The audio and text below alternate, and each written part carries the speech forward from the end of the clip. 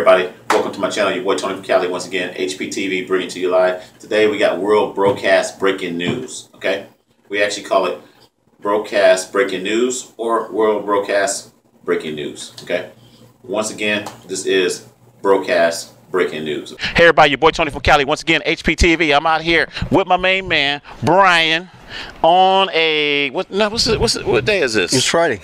Okay, it's Friday. It's Friday. Okay. On a Friday evening. Normally I'd be out on the strip talking to the girls, having fun, doing my thing, but now Tony from Cali is on a whole different route right now. We're recording right now on the old school camera. We're not using the VHS-C today. We're using the 8mm camera, and we're recording it onto a flash drive. I got a little setup here. How you like that? What you think about that? Oh, I love it. I love it. I saw you in the Brocam setup here, and I thought it was amazing. I saw you going into the 99-cent store and wandering around here, and I thought, what is he doing? We're going to the 99-cent store tonight too. We just got through talking about that. We're going to go after we do this broadcast. I'm out here once again. Everybody know who I am. Once again, computer animation, three-dimensional holographic digital video broadcast special effects engineer / senior audio visual engineering telecommunications specialist / broadcaster on my reality show, Tony from Cali Reality, born in 1963, all in HD. What you think about that?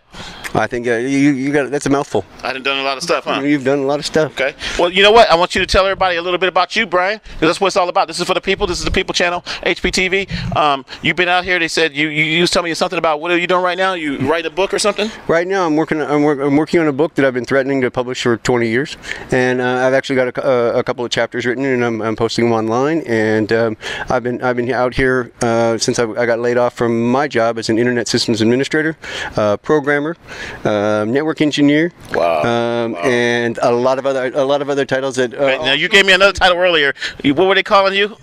Oh, the first job out of grad school was actually I was on a break from grad school. Was working for Earthlink when they first started out back in '95 or so, and my title there was Web Overlord. Wow, that's deep. That's deep. Yeah, well, I mean, you had to be doing some stuff to be web overlord. Tell everybody what you had to do in order to do that kind of stuff. Well, if you had an account at Earthlink back in the mid '90s, if you had a personal account, or if you had a business account, or whatever, and you wanted a website, then you'd be on one of the web servers.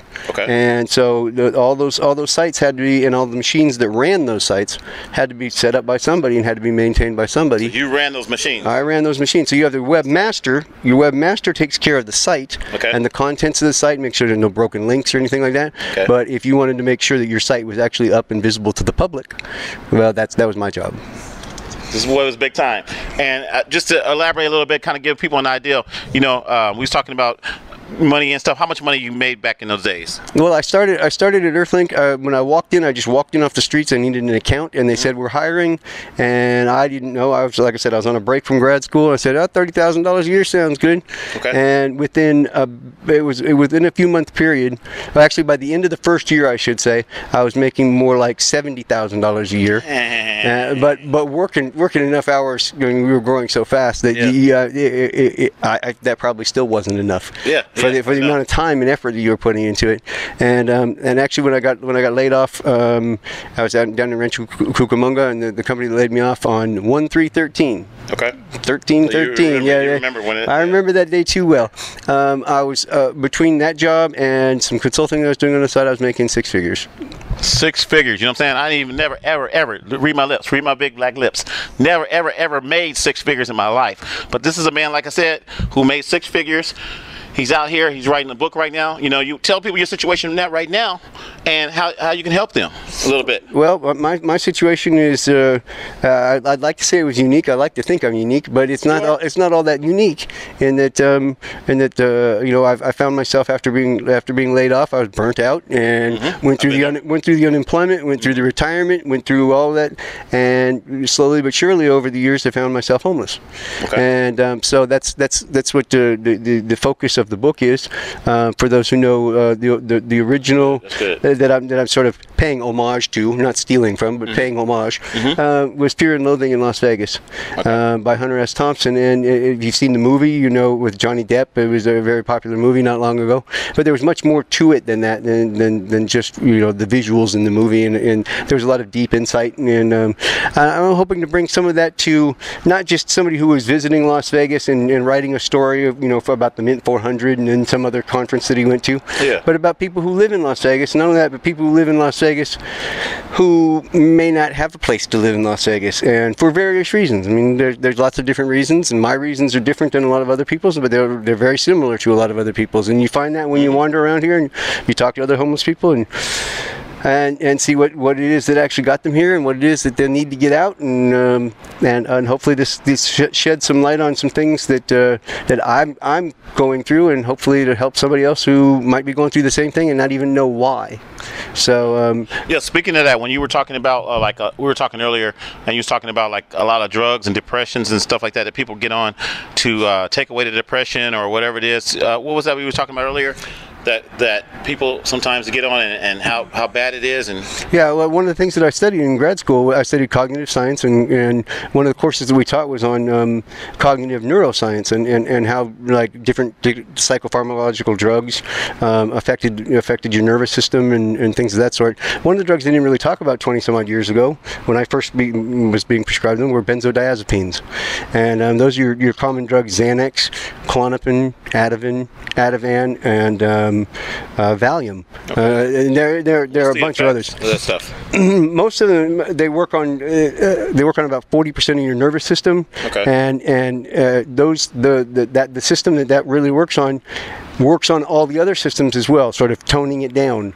Okay. So if you've been prescribed them for a long period of time, you essentially become dependent upon them. And that's not good. It's not necessarily good. Some people need them because they might, if you believe that there's these chemical imbalances in the body that you need to make up for, this sort of made up for it. But after 24 years, it makes up for it so much that your body doesn't produce those chemicals anymore. And so when you go off them, all of a sudden, instead of everything being toned down, everything's tuned way back up. So if you didn't used to have panic attacks or seizures, you might start having them if you were just cut off these medications very quickly. And this is a problem that's slowly but surely over the past 10, 15, 20 years has become more and more known, but they don't really know how to deal with yet, and they don't really know how to deal with the people who have been on them for that long. Okay. Because they weren't supposed to be on them for that long, but they were, I was prescribed them for that many years, and you try taking somebody off them. It's really bad, yeah. Yeah, I mean, like crack cocaine, huh? It's actually the withdrawal. The withdrawal symptoms are, and I've read it in many places, are so much worse than even heroin. Whoa! Because you're dealing with pharmacy grade drugs. The doctors actually prescribe these drugs. Is that correct? Right. So everybody feels like, if they're prescribing the drugs, just like opiates and benzos right now are the two that they're looking to crack down and not prescribe so much. But for those people who might need them. Or even if they just think they need them, right? Yeah, exactly. It's a terrifying experience because a lot of these drugs are used for anxiety disorder, and they can be used for muscle relaxants and all sorts of things. Anxiety disorder. I was looking at a drug called Lyrica. They was talking about on the TV commercials, and like I said, sometimes we have some pain. I might have a pain in my foot or my leg or something like that, and they was talking about the end results of it. Is it something like that? Yeah, I mean it's a lot stronger though, huh? Yeah, it's a lot stronger because it's very, very focused on the system that it works on, and it works incredibly well. Okay. You hear about all these antidepressants where you have to take them for 2 weeks before they start to work. Yeah. You take a Valium and tell me how long it takes to work. You feel the effects right away. Oh, wow. So it's like all of a sudden you feel normal. Okay. If say you have an anxiety disorder, you feel like this is how normal people feel. I don't wake up with this big black bad luck schleprock cloud over my head, or I still wake up with it, but I take my medication, which take it away right away. Right, I take it first thing in the morning, and people don't think of taking Valium first thing in the morning. Or you think about taking it before you go to bed. I take it first thing in the morning. About 15 minutes, half an hour later, I'm ready to go. Because that bad luck schleprock cloud is just dissipated. I don't know what's in the bad luck schleprock cloud. I just know I want it to be gone. Do I still take it? Yeah. I have been taking them up until about 2 weeks ago. Okay. And after I got out, I had a hospital stay, and when I got out, my psychiatrist is another one of those who's sort of under mandate now to quit prescribing or prescribe less and less. Okay. And so they're trying to cut back, very, very quickly and taper you off way too quickly, and you just end up a mess. You don't want to leave the house. You don't want to see people. You don't want to do anything. You want to sit in a black box and just. That sounds like my roommate. 'Cause that's the way he is right now. I mean, he doesn't want to leave the house or anything, and then I'm like, but he drinks a little bit. He drinks and whatever. But you don't even feel like drinking. That's how you don't feel like getting up. You don't even feel like getting up to go out to get more. However, you may have to get them. Whether you have to get them on the street, whether you have to get them from a doctor, you don't feel like going out to get them. Like I said, we was talking about earlier. I'm gonna go get a 99-cent store, and I'll be getting my little chicken. And we was talking about some cans of ravioli and stuff like that. I'm gonna be some ravioli and some spaghettios and stuff like that, and some salad and cookies. Definitely the cookies. You gotta have the cookies. You gotta have some cookies and some cookies and milk. Oh yeah, I don't know if I want to get no more milk. My roommate, he drank up my milk last week, man. And they don't have the dollar quart milk in there at the moment. They don't have the dollar quart milk. I was mad. He already knows. He already knows. But like I said, folks, like I said, this is about helping people TV. My man Brian, thank you, man. He come over here and he's helping us out a lot. Your book that you got online right now, like tell people where they can reach your, they can be able to see your work. Well, the first chapter I've gone ahead and put up there, and it's sort of a stream of consciousness, just raw nerve, how I was sitting here feeling at the library one day, and the withdrawal symptoms. And so the first chapter gives an idea of what it feels like to be going through the withdrawals, and they last for months. That makes sense. And it's called the Streets of Paradise.blogspot.com. Okay. That's good. And the actual book title is "Fear and Living on the Streets of Paradise," okay. Or how to live in Las Vegas for $0 a day.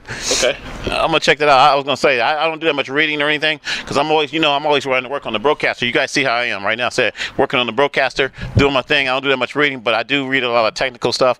And I just want to tell everybody right now, like people looking at me, I'll let them know about my situation. The homeless situation, up and down. We all out here on the streets. We're all kind of, we don't know what our next day is gonna be, where we're going to be living, that type of thing sometimes.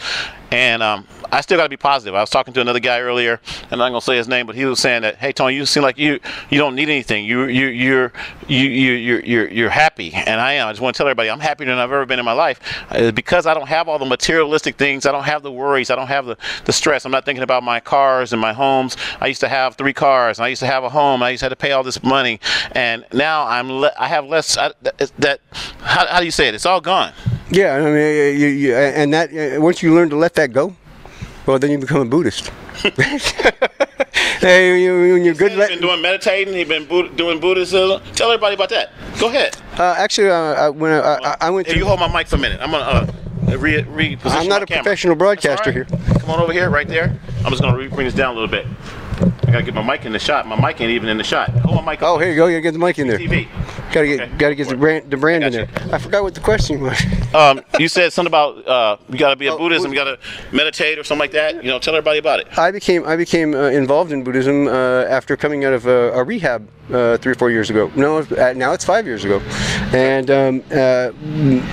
I became involved with Against the Stream Buddhist Meditation Society in Los Angeles. Okay. And the founder of that had written the book Dharma Punks and a couple other books, and it was Buddhism for punks instead of Buddhism for hippies, and he was sort of rebelling against his parents who were they were hippies, and he was rebelling against his parents and all sorts of other things. And I won't tell his story. Right. I just tell mine that as I was introduced to this through a center in Riverside, and the first day that I was out of that center, I went to go meditate in San Diego in Santa Monica, and I just felt like I was at home. And I started reading about the Four Noble Truths and the Eightfold Path, and it was just like I've been living this, and I didn't know what it had a name. And so it really resonated with me. It's really helped me. I'm not saying it helps everybody. It's going to help everybody in the same ways, but they're finding out that it's helping people in many, many different ways. What did you actually do? So you did a lot of meditation stuff? Did a lot of meditation. Did some retreats. Did a 3-day silent retreat, a 7-day silent retreat out in Joshua Tree. You don't talk to nobody? You don't talk to anybody. There's no eye contact. You see, I talk to everybody. Boom. I don't know if I can handle that. The first one I went on, I'm a NASCAR fan or a race fan, and it was on Memorial Day weekend, which, as everybody knows, that's like you got the Grand Prix of Monaco, you got Indy 500, and you didn't talk to anybody and you shut off your phones, you put all that away, and you focus totally on at least at that time, you focus totally on yourself and finding out sort of what it is to be in the here and now and to enjoy the here and now, whether it's good, bad, or ugly, to be able to accept it and not become attached to all those things you were talking about earlier. Yeah, actually, that reminds me of myself, because I'm a technology type person. And I go home, and like I said, I'm with my place I'm staying at right now, a roommate. I go there. It's not my home, but I go there, and I kind of get into that zone. Sometimes I'm watching the news, or I'm editing or whatever. But at the same time, there's sometimes when I went home and I turned off everything, no computer, no nothing. I just, like, even tonight, I might go home after I eat my chicken, because my chicken be getting me high. I go home and eat the chicken and drink my great drink or whatever I got, and then I go in there and I just relax. I say, I don't even want the computer on, I want nothing on. Right. And then I go into that mode of, like you said, kind of meditating, kind of relaxing. I do a lot of praying. I'm keeping it keep it real. I pray, and I believe certain things are going to happen when they happen, but at the same time, I don't put my trust in man anymore. I used to get mad at other people and stuff like that. Hey, he owes me this person owes me that, this person owes me that. It's not about that. No one owes me anything, and it's one of those things where life is, I'm 53 years old. How old are you? I'm gonna turn 51 in a couple of weeks. You're 51. You're looking good, man. I wouldn't know you're 51. You don't look 51. It's the homeless life. It's not really rejuvenating, but it definitely gets you out and moving about. I'm 53, but like I said, tonight I might go home and I might do exactly what you said. But I go and I kind of meditate, and I kind of I pray, and then at the same time I'm like, you know what? I'm alive. Yeah. I'm alive. I got some food in my stomach, okay? I just got to eat some cookies and milk, or whatever it was. Yeah. The chicken, cookies and milk, grape soda, all that. And then I said, what am I stressing on? I can't stress on things I don't have no control over. I can't stress on what this guy has next door to me. I can't my coworkers, what kind of cars they have. I can't stress on those things. I can only do what I can do. Right. So I'm like relaxing in my bed, butt naked. No, I'm giving y'all too much information, but I'm just an image I'll have to try and get rid of tonight. I'm just relaxing in my bed, just chilling. And I mean, that's the thing that I tell people sometimes. You got to look at what you're able to do. Like you said, your retreat. It reminds me of that, because you went to your retreat, and like you said, you go there and you had no phone, and you couldn't talk to nobody or whatever. You don't look at each other. You don't. I mean, there are certain periods where you're in class for part of the day, or you're learning to this type of meditation, or walking meditation, or eating meditation, and it's just the meditation that at least they practice there. And I don't want to pretend like I'm an expert on any of this. Now, but when you're doing the meditation, did you have to take any medication when you were doing the meditation? I was taking my medication at the time. Yeah, I was still taking my medication. They recommend not necessarily just cutting it off no matter what. Okay. And especially on these retreats, because they're very hard on people who are very used to social interaction. Oh. And we actually had someone, I remember, I believe, you'd have people who were just driven nuts by the idea that nobody was looking at them, nobody was paying attention to them. Even though I was going through it and not paying attention to others, and paying attention to just being in the moment, being in the here and now, and enjoying the here and now, or figuring out what it is. That's what I kind of feel right now. Yeah. Same thing. Like I said, everything is just random for me. I'm gonna tell you this real quick. I came to this library. How long have I been here at this library? Well, we've been here since 6 o'clock. I got here about 5. You got here, I believe, right as they were closing. It was right around 6 when it closed, huh? Because the guy told me 10 minutes, then we're closing. I didn't know it was closing at 6 o'clock today, because it's Friday. Right. So I got here at the library. I was going to post a couple of videos. You're not going to get these videos to the next couple of days. I'm just keeping it real. Maybe tomorrow, because once again, this is broadcast news, and I didn't tell you that. This is called World Broadcast News too. So it's Hptv, but it's World Broadcast News, because this is breaking news. World Broadcast breaking news. So with the World Broadcast breaking news, you're not going to get my stuff right away. You're going to get it tomorrow or the next day. What's today's date? Today is the 9th. Okay. Today is the 9th. You're going to get it on the 10th, or maybe. You might get it on the 11th. You might get it a week from now. It don't matter, because it's broadcast breaking news. We're not trying to get it to you on time. We just get it to you, and you just need to check it out. But the content is about the here and now. Here and now. Right. But the here and now thing, this is what I want to say. I got sidetracked. I'm sorry, folks. This guy get me excited. This guy got me excited out here. I'm telling you, because I don't even get to talk to people all the time. And thank you, man. I still got to thank you for being on the show. Yeah. The thing of it is that I came here about 10 minutes to 6 o'clock. And I'm still here, and I'm gonna get my flip phone right now. You see what time it is? Oh, you got the time? Yeah, it's 9 o'clock now. It's 9 o'clock. So we've been out here with 3 hours, right? We've been out here 3 hours just talking. And that's the life that right there gives me more joy than having to go and get drugs or doing something else or worrying about what I gotta buy or cameras or having something or partying. This is a Friday night. Yeah, on a Friday night, yeah, I could be out there with a lot of girls. I could be doing a whole lot of different things on the strip. Remember the other guy was talking about? We kept on saying we need to be on the strip. We don't need to be on the strip. We need to be making money. No, making money, yeah. We don't need to be on the strip right now. I could be on the strip, but I could also get shot in the head on the strip. Yeah. They was doing some shootings the other day. They shot some people on the strip. They've been shooting everywhere. So sometimes it's not about being in a certain place just to get money. So that's what I want to put out there. Everybody's trying to get money. It's not about money all the time. Sometimes it's about finding out, getting information from other people, learning from this guy right here, learning from Brian. Brian's been out here. He was a system administrator. He was a, say that title again? Web overlord. He was a web overlord, okay? Making 6 figures. He's done a lot of stuff. He worked with Earthlink. He's done this. He's done that. He's writing a book right now. These are the things that people don't know, and that's why Tony from Cali Reality, old school TV, well, I ain't gonna say old school TV. We're not old school TV anymore. Hptv, Helping People TV, we're out here to help people, and we're out here to learn as well. I'm learning from you. Oh yeah, I've been learning from you. This thing's a technological marvel. I'm learning from you because I seen you sitting over here. I would have never known these things if I wouldn't have said, hey, let's talk. You know, you started telling me about what you did and writing the books and everything, and then these guys over here was talking about what they did, and that's what life is really about. It's about communication. We don't have communication anymore because everybody's on their smartphone. Okay, yeah. Everybody's on their smartphone. When you get on the bus, everybody's just they're thumbing through their smartphone. Nobody wants to talk. Nobody wants to ask questions. Nobody wants to know what this guy has done. Nobody wants to know where he's been. Nobody knows that he's done all this stuff.